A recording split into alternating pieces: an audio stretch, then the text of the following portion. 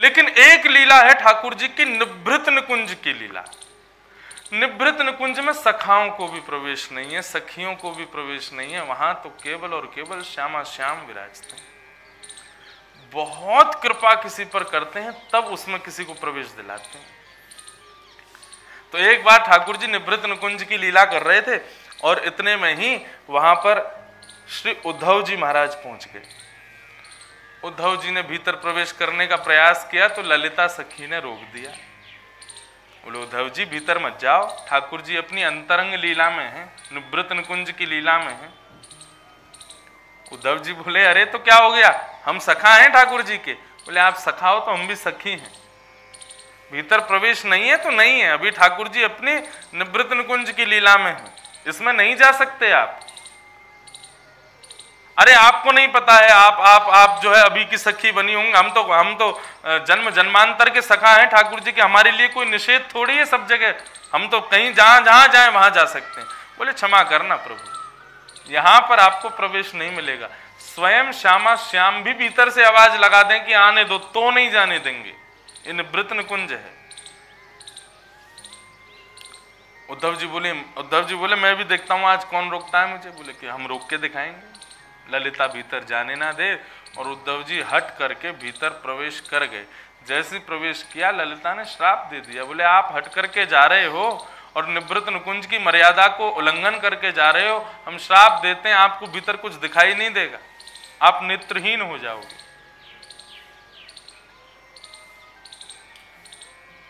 बोले कि मैं भी श्राप देता हूं तुमको, तुम श्राप दे रही हो तो तुम ठाकुर जी की सेवा की अधिकारिणी नहीं हो, तुमको इतना विरह होगा कि विरह से व्याकुल होगी एक बार, और उस विरह के कारण तुमको पता चलेगा कि किसी सखा को किसी ठाकुर जी के भक्त को विरह देना कितना कष्टदायी होता है। आज तुम जितना मुझे दे रही हो ना, तुमको भी होगा उतना ही कष्ट। सूरदास जी भीतर प्रवेश कर गए, भीतर जाकर के नेत्रहीन हो गए, दिखाई। श्री उद्धव जी भीतर गए, जाके देखा कुछ दिखे नहीं। ठाकुर जी कह रहे हैं आओ उद्धव बैठो। उद्धव जी कह रहे हैं आप कहाँ हो। बोले मैं सामने ही खड़ा हूं। उद्धव जी कहें लेकिन लाल जी मुझे दिख नहीं रहे हो। किशोरी जी बोली उद्धव प्रयास करो, हम सामने ही तो हैं। उद्धव जी ने खूब प्रयास किया लेकिन ठाकुर जी नहीं दिखे। रुदन करने लगे, तब ठाकुर जी ने शीश पर हाथ रखा, थोड़ा लाड़ किया और कहा उद्धव कोई बात नहीं, क्रोधापि देवेन वरेण तुल्यम। वैष्णवों का, सखाओं का, सखियों का क्रोध भी वरदान है, इसको वरदान मान लो। अब कलिकाल में हमारी कीर्ति का प्रकाश करने के लिए आप इसी रूप में अवतरण लोगे और नाम होगा तुम्हारा सूरदास। और तभी श्री उद्धव जी महाराज पृथ्वी पर पधारे नेत्रहीन होकर के। नेत्र नहीं थे सूरदास जी के, लेकिन दृष्टि कैसी। देखो चाहत कमल नयन को, निस दिन रहत उदासी।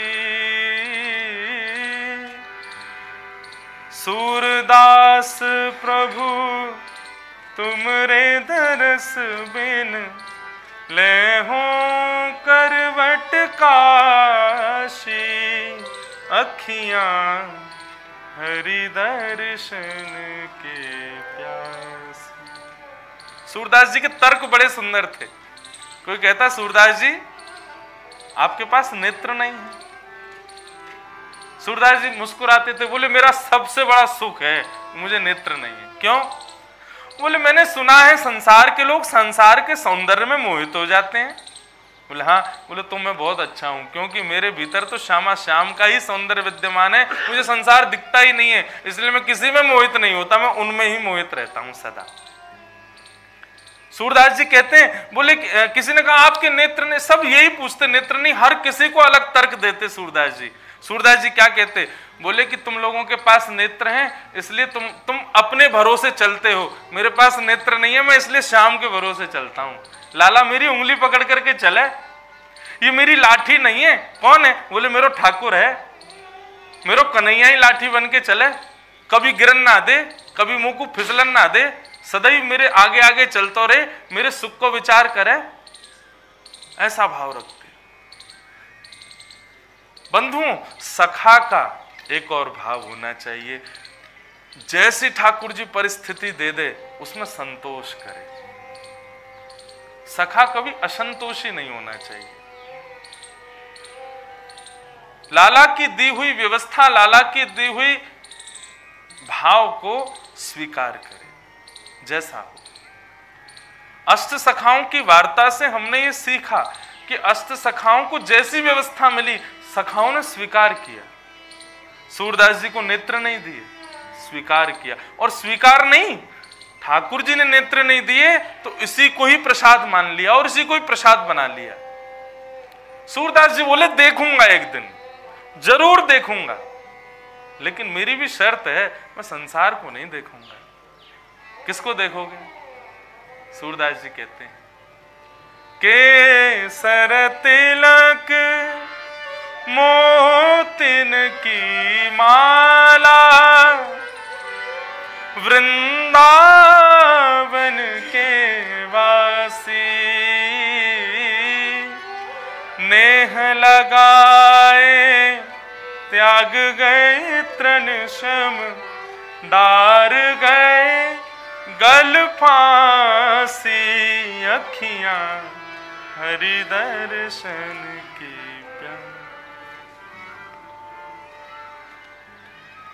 ठाकुर जी ने हमको आंख दी है, फिर भी उनके उस रूप का दर्शन हमको नहीं होता। सूरदास जी पर नेत्र नहीं है, फिर भी ऐसी ऐसी झांकी का दर्शन करते हैं।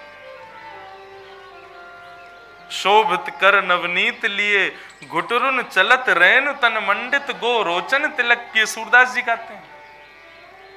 कहां तक कहें, सूरदास जी तो पुष्टि के जहाज हैं, उनको जहाज कहा गया। नौका तो प्रत्येक प्राणी है इस संसार में, लेकिन जहाज, नौका कई बार अपने को पार करने के लिए होती है, लेकिन जहाज तो संसार को पार करने के लिए होता है। सूरदास जी जहाज हैं। सूरदास जी जैसे भाव ना किसी ने कहे, ना किसी ने गाए, ना किसी ने लिखे। ठाकुर जी की बाल लीला के ऐसे ऐसे पद सूरदास जी ने गाए हैं कि कभी कभी मुझे लगता है कि श्री वेदव्यास जी और शुक्राचार्य जी भी जब सूरदास जी के भाव को सुनते होंगे ना, तो वेदव्यास जी भी सोचते होंगे मैंने भागवत में ये भाव क्यों नहीं लिखा जो सूरदास गा रहे हैं। सूरदास को दर्शन होते हैं। चंद्र खिलौना ले हूं मैया मोरी। लाल जी मैया से कह रहे हैं, मैया मुझको चंद्र खिलौना चाहिए, चंद्रमा चाहिए। मैया बोली ना दियो तो, और जय हो लोट अवई धरणी पे, तेरी गोद ना आए हूं। यदि मैया तेने चंद्रमा नहीं दियो तो का करेगो लाला? बोले अभी लेट जाऊंगा धरती पे, और तेने जो मेरा इतना श्रृंगार कियो ना, सब मिट्टी में लोट लोट के सब गंदो कर दूंगा, मुझको चंद्रमा दे। सूरदास जी कह रहे जय हो लोट अवही धरणी पे, तेरी गोद न आए हूं मैया मोरी, चंद्र खिलौना ले हूं मैया मोरी। मैया बोली ना दे रही चंद्रमा, बता और का करेगा? और तू लेट है जमीन में तो लेट जा, वैसी कारो है, मैं तो कुछ जैसे तैसे सुंदर बनाऊं, जैसे तैसे तेरा श्रृंगार करूं, ना मानेगो जाके लेट जाएगो धरती पे, और गंदो हो जाएगो और बुरो लगेगो, फिर कोई और ना देखेगो तो। ठाकुर जी बोले अच्छा, ऊपर ते एक तो चंद्रमा ना दे रही, ऊपर ते मोरी बुराई और कर रही है। हूं तो सुत में नंद बाबा को, तेरो सुत ना कहे हूं। मैया आज तो मेरी एक बात सुन ले, मैं पूरे गोकुल में हल्ला मचा दूंगा। बोले कहा? बोले मैं तो नंद बाबा को लाला हूं, मैं यशोदा को लाला ना हूं। हाँ रे भैया गोकुल वासियों सबरे ध्यान से सुनो, कल ते मोते कोई ने यशोदा नंदन कही तो ईंटा फेंक के मारूंगा। मैं नहीं हूं यशोदा नंदन। कौन हूं? बोले मैं नंद बाबा को लाला हूं। यशोदा मैया बैठी बैठी मुस्कुरा रही है। अब ये लीला सूरदास जी नेत्र नहीं है इसलिए उनको दर्शन होता है, और वो लिखते हैं। यशोदा मैया ने गोद में लाला को बिठाया और फिर कह रही हैं कि लाला मेरी सुन, गोदिया बात सुन मेरी।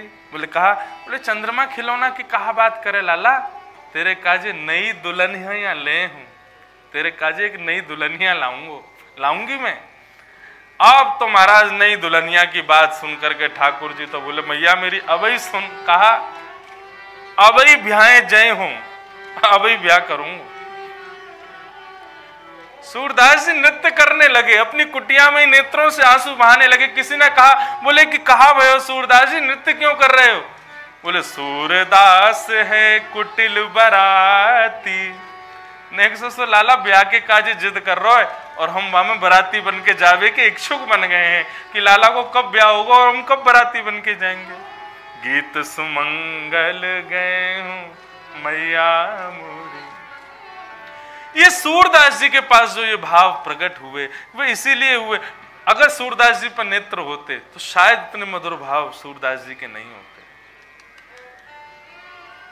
कहने का भाव सखा के भीतर गुण क्या है, लक्षण क्या है कि वो ठाकुर जी की दी हुई व्यवस्था हो चाहे अव्यवस्था हो, सबको प्रसाद के रूप में स्वीकार करता है। कुम्मन दास जी को दीन बनाया, कुम्मन दास जी ने स्वीकार किया। नंददास जी तुलसीदास जी के भैया थे, लेकिन कैसा ठाकुर जी ने उनको अपनी ओर खींच लिया कि सदा सर्वदा के लिए ठाकुर जी के होके रह गए। तुलसीदास जी बार बार पत्र लिखते हैं, बोले तेने तो नंददास ऐसा काम कियो है कि ब्याह तो भयो कोई और सो और तू भाग्यो कोई और के संग। अरे हम राम जी के सबरे उपासक, राम जी से हमारी रोजी रोटी, राम जी से ही हमारा काम, और तू जाके बाद छलिया के चरणन में चलोगो। नंददास जी उल्टा पत्र लिख के भेजते हैं, बोले मेरी गलती नहीं है, पिताजी माताजी की गलती है। तुलसीदास जी बोले माता पिता क्या गलती है? बोले मेरो नाम रख देते राघव दास, रामदास तो मैं बात मानता हूं, मेरा नाम ही रख दियो नंददास, जन्मते ही मेरे को नंददास बना दियो, मेरी क्या गलती है? ऐसे नंददास सब सखाओं ने ठाकुर जी के द्वारा दी गई जैसी व्यवस्था थी सबने स्वीकार किया। और एक बात बताऊं, सखा जो होता है ना, ये सखा अष्ट सखा वार्ता हम सुन तो रहे, ये सखाओं के लिए हम सुन तो रहे कि हम सखा कैसे बने, लेकिन याद रहे ना बंधुओं, अभी जितने प्रसन्न हो ना सखा बनने के बाद में उतना ही उधम मचाएंगे ठाकुर जी। जितनी अनुकूलताएं तुमको अभी मिल रही है ना, उतनी प्रतिकूलताएं जीवन में आ जाएंगी। बस तैयार रहे ना उसकी प्राप्ति के लिए, क्योंकि लाला को यदि जीवन में कभी सखा के रूप में देखना चाहते हो, गोद में खिलाना चाहते हो, उनसे बातें करना चाहते हो, तो प्रतिकूलताएं तो एक प्रेमी अपनी दूसरी प्रेमी की परीक्षाएं तो लेता है, ये जानने के लिए कि वो मुझसे प्रेम करता है कि नहीं। ठाकुर जी भी वैसे ही हैं, वे जब सखा बन जाते हैं ना तब ज्यादा उधम मचाते हैं। अभी आपको लग रहा है सब ठीक है, सब प्रतिकूल अनुकूल है मेरे, तो अनुकूल है मतलब ठाकुर जी ने दूरी बना रखी है, और जहां रोज प्रतिकूलताएं आती हैं ठाकुर जी समझो रोज तुम पे ही नजर गाड़े बैठे हैं, इसलिए रोज रोज कुछ ना कुछ समस्याएं देते ही रहते हैं। समस्याओं को स्वीकार किया करो, ठाकुर जी के द्वारा दी गई हर वस्तु को प्रसाद मान के स्वीकार करो। जीवन में कभी दुख नहीं रहोगे, दुखी नहीं रहोगे। अकबर की एक पत्नी थी जोधाबाई, कृष्ण की परम भक्ता। एक बार जोधाबाई नदी के किनारे विचरण कर रही थी, सब लाला ही फोड़ रहे हैं। बोले एक तो मुंह को उठा लाया है, ऊपर तक कछु खवा के पिवा के नहीं लाया है, और मुंह को कथा और सुना रहा बगल में बैठा के। कथा वथा नहीं सुनते हमारे लाल जी, उनको कथा में रुचि नहीं। कथा करने वालों से सेवा पूरी करवाते हैं, कथा नहीं सुनते। क्यों? अब ये अवसर ठाकुर जी का ऊधम का होता है। जब हम कथा करने जाते हैं हमारे लाला उतनी देर अपने सखाओं को बुला के कमरा में ऊधम मचाते हैं, और हम उनको कथा में ले आते हैं तो सबरे सखा बैठे होंगे, दौड़ रहे होंगे कमरान में, घुस घुस के अलमारी खोल के लाला कहाँ गए हो? बोले आज लाला उत्सव मनाने गए हो, यहाँ हमारे गुस्सा में ही फोड़ रहे हैं। लेकिन सखा है ना, इतनों तो सहन कर सके सखा के लिए। तो जोधाबाई को एक बार एक सरोवर के तट पर एक छोटी सी कन्या प्राप्त हुई, परम सुंदरी छोटी सी नन्ही सी कन्या। उस कन्या को लेकर के जोधाबाई अकबर से छुपा करके अपने यहां ले आई। और उसको अपनी पुत्री के भाव से स्वीकार किया। धीरे धीरे वो कन्या बड़ी होने लगी, लेकिन उसके गुण, उसका स्वभाव, उसके भाव सब ठाकुर जी के प्रति बचपन से ही थे। जोधाबाई अपने ठाकुर जी की सेवा करती थी और उस सेवा की सारी व्यवस्था वो बालिका करती थी। जोधाबाई को बहुत सुख मिलता था।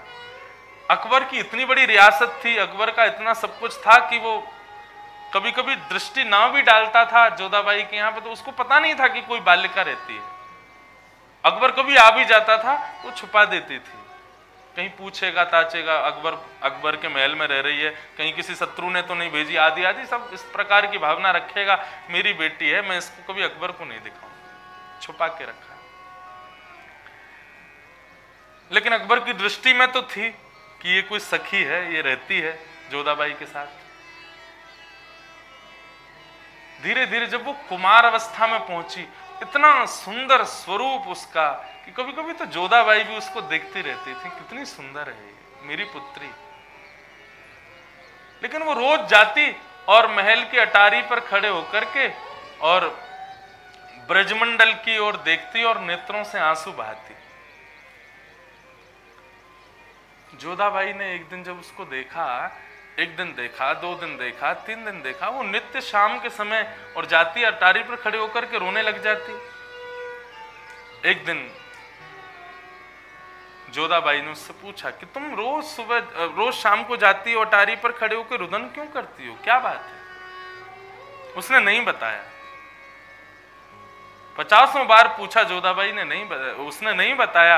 एक दिन जोधाबाई ने हठ पूर्वक पूछा, तुम क्यों रुदन करती हो, किसकी प्रतीक्षा करती हो, मुझे बताओ, मैं तुम्हारी मां हूं। तब रोते हुए सिसकते हुए कहती है कि वो ब्रजमंडल है, वहां मेरे प्रियतम इस समय गौचारण करके लौटते हैं, मैं उनका दर्शन नहीं कर पाती हूँ, मैं उन्हें देख नहीं पाती, उनको निहार नहीं पाती, इसलिए उनको स्मरण करके रुदन करती हूँ।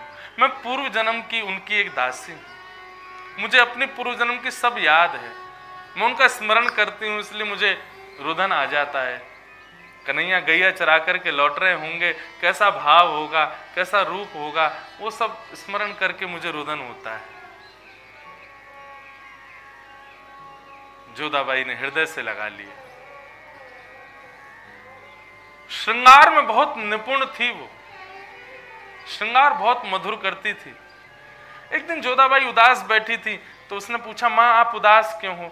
बोले कि तुम्हारे पिता बादशाह पहले मुझसे बहुत प्रेम करते थे, अब वो उनका प्रेम मेरे प्रति अब कम हो गया है। उसने कहा माँ बैठो ना, मैं आप में कुछ करती हूँ। और बैठा करके उसने अपनी माँ का श्रृंगार किया, जोधाबाई को सजाया। और आज जोधाबाई केवल अपनी अटारी पर विचरण कर रही थी, तभी नीचे विचरण करते हुए अकबर ने उनकी ओर देखा और देख करके वो देखता रह गया। अपने 100 काम छोड़ करके ऊपर आया, जोधाबाई से मिलने लगे, बैठ करके वार्ता करने लगे। वार्ता पूर्ण हुई तो उन्होंने पूछा कि आज तुम्हारा श्रृंगार किसने किया? तब जोधाबाई के सामने ही वो कन्या खड़ी थी। ये नहीं कहा मेरी पुत्री है, ऐसा कह दिया कि मेरी सखी है, इसने किया। अकबर ने जैसे उनकी ओर देखा, रूप माधुरी पर मोहित हो गया। ऐसा सुंदर स्वरूप, इतने सुंदर नेत्र, इतना सुंदर भाव देख करके अकबर के मन में तो भाव आ गया कि मेरी पत्नी की दासी है, क्यों ना इसको अपनी पत्नी बना लूं। ये भाव केवल धारण मात्र किया था अकबर ने कि इसको अपनी पत्नी बना लूं, और उनके प्रति कुदृष्टि का भाव रख करके जब अकबर ने ये भाव रखा, उसी समय अकबर के पूरे अंग में कोढ़ हो गया। इतनी पीड़ा हुई, इतनी पीड़ा हुई कि पीड़ा के कारण वहीं तड़पने लगा जोधाबाई के कक्ष में। जोधाबाई बोली क्या हुआ? वैद्यों को बुलाया, सबको बुलाया, लेकिन कोई भी अकबर को स्वस्थ नहीं कर पाया। सब प्रकार के औषधियां दे दी, लेकिन अकबर स्वस्थ नहीं हुआ। तब सूरदास जी को एक बार पता चला कि अकबर अस्वस्थ है, और सुनने में आ गई थी बात की, ऐसी ऐसी वार्ता हुई थी, ऐसा ऐसा कुछ हुआ था। तब अकबर को अचानक ही जोधाबाई के कक्ष में ऐसा रोग हो गया। सूरदास जी समझ गए। और सूरदास जी अपने आप पहुंच गए अकबर के यहाँ। हल्ला मच गया, महाराज सूरदास जी पधारे हैं, सूरदास जी पधारे हैं। अकबर भी उठ करके बैठ गया। अकबर ने भी प्रणाम किया, बोले पधारो। सूरदास जी ने कहा एकांत में तुमसे कुछ बात करना चाहते हैं। सबको बाहर करके अकबर से बोले हमने सुना है कि तुम किसी कन्या को अपनी पत्नी बनाना चाहते थे, ये भाव धारण करते ही तुम्हारे शरीर में ये रोग हो गया। अरे नहीं महाराज, ये सब झूठी बात है। बोले कि नहीं, सत्य तो है बात, स्वीकार करो तो फिर मैं इस रोग का निवारण कर सकता हूं। अकबर ने सब सच बता दिया। बोले हाँ, मैंने मन में भाव रखा था ऐसा। सूरदास जी बोले तो वो कन्या कोई साधारण नहीं है, वो कन्या कोई साधारण नहीं है, वो कोई परम भक्ता कन्या है, ठाकुर जी की नित्य सहचरी है, नित्य दासी है। वो ठाकुर जी की नित्य लीला में ठाकुर जी के सदैव सन्मुख रहने वाली और ठाकुर जी की प्रेयसी है। उसके प्रति ये भावना तुमने रखी है। किसी वैष्णव के प्रति, किसी भक्त के प्रति ऐसी कुदृष्टि या कुभावना रखने पर ही इस प्रकार के रोग होते हैं, जो औषधि से भी ठीक नहीं होते। ठाकुर जी के सखा या ठाकुर जी के सखी के प्रति कोई रुग्ण भाव रखे तब इस प्रकार का रोग होता है कि बड़े बड़े वैद्य भी हार जाते हैं। अकबर ने कहा मैं क्या करूं? बोले अभी इसी वक्त उस कन्या को बुलाओ, उसके चरणों का प्रक्षालन करो और चरण प्रक्षालन करके उसके चरणों के जल को पान करो, उससे स्नान करो, अपनी पूरी नगरी पर उस जल को छिड़काव करवाओ और ब्राह्मणों का भोजन आदि किसी ब्राह्मण के द्वारा करवाओ, क्योंकि तुम म्लेच्छ हो, तुम्हारे यहाँ ब्राह्मण पाएंगे नहीं। किसी ब्राह्मण को द्रव्य देकर के बढ़िया सुंदर ब्राह्मणों का भोजन करवाओ, कान पकड़ करके क्षमा मांगो, हमारे ठाकुर जी से क्षमा मांगो, वैष्णवों से क्षमा मांगो, तब तुम्हारा ये रोग दूर होगा। और अकबर ने वही किया। कन्या को बुला के उसके चरण धोए, धो करके पान किया, स्नान किया, पूरे नगर में उसका छिड़काव करवाया, ब्राह्मणों को बढ़िया भोजन द्रव्य दे करके करवाया, ठाकुर जी से क्षमा मांगी। उस कन्या से जब क्षमा मांगी तब उसका रोग दूर हुआ। लेकिन सूरदास जी मंद मंद मुस्कुरा रहे थे। अकबर ने कहा आप मुस्कुरा क्यों रहे हैं? उसने कहा उस कन्या को जरा बुलाइए। तो जैसे ही वो कन्या सन्मुख आई सूरदास जी के, सूरदास जी ने तुरंत उस कन्या के नाम से नहीं संबोधन किया, तुरंत कहा हे ललिते आप ही हो ना। इतने में ही वो कन्या भी मुस्कुराने लगी। बोले हे उद्धव तुम ही हो ना? बोले हाँ मैं ही हूं। ये भाव जब प्रकट हुआ, क्योंकि सूरदास के श्राप से ही तो वो आई थी, उनको वो विरह प्राप्त हुआ था। सूरदास जी ने अपने नित्य सेवित ठाकुर जी का प्रसाद ललिता जी को दिया। उसका पान करते ही ललिता जी का अंग एक दिव्य ज्योति का रूप धारण करके नित्य लीला में प्रवेश कर गया। सूरदास जी भी चाहते तो जा सकते थे, लेकिन सूरदास जी क्यों प्रस्थान नहीं किए? क्योंकि सूरदास जी का अभी भाव नहीं था कि नहीं मैं अभी और सखत्व में रहूं और ठाकुर जी की लीला का अनुसंधान करूं और ठाकुर जी की लीलाओं का दर्शन करूं। ये भाव था सूरदास जी का। तो सखा के अंदर गुण होना चाहिए दया का। और मैं ऐसा कह दूं तो मैं कह ही रहा हूं कि यदि ठाकुर जी के नित्य सखा, ठाकुर जी के नित्य सेवक यदि क्रोध भी करें तो उसको भी दया ही मानना। कई बार क्या होता है कि हम लोग किसी को आज्ञा कर देते हैं, भाई तुमको ऐसा ऐसा करना है, तुमको ये व्यवस्था करनी है, तो सामने वाले के अंदर दो भाव प्रकट होते हैं। पहला भाव तो वो उस व्यवस्था से बचने को भागता है, दूसरा भाव वो सब जगह गाता है अरे मुझको चुना, मुझसे कहा उन्होंने, मुझसे करवाई उन्होंने सेवा, आदि आदि भाव नहीं। आपको कोई सेवा देकर के संत कोई अपनी क्रिया नहीं करवा रहा है, वैष्णव कोई अपनी क्रिया नहीं करवा रहा, भक्त कोई अपना कार्य पूर्ण नहीं करवा रहा, वो आपके ही किसी न किसी दोष की निवृत्ति के लिए उस कार्य को करवा रहा है। इसलिए संत आज्ञा, गुरु आज्ञा, वैष्णव आज्ञा, भक्त आज्ञा जैसे ही मिले तत्क्षण उसमें लग जाओ, उसको करने में लगो, क्योंकि उसकी की हुई आज्ञा को ठाकुर जी की आज्ञा ही मानो कि लाल जी की आज्ञा। अब वो आपका विवेक होना चाहिए कि आज्ञा कोई ऐसी ना हो जिससे कुछ बिगड़ रहा हो। आज्ञा से भी पता चल जाता है, भाव से भी प्रस्तुतिकरण से पता चल जाता है कि ये करने योग्य है कि नहीं। सूरदास जी और ललिता जी की ये मधुर भाव में, यहाँ कोई एक दूसरे में कोई दोष नहीं था, एक दूसरे में कोई क्रोध नहीं था, दोनों में दया ही विद्यमान थी। ठाकुर जी की सखा में दया होनी चाहिए।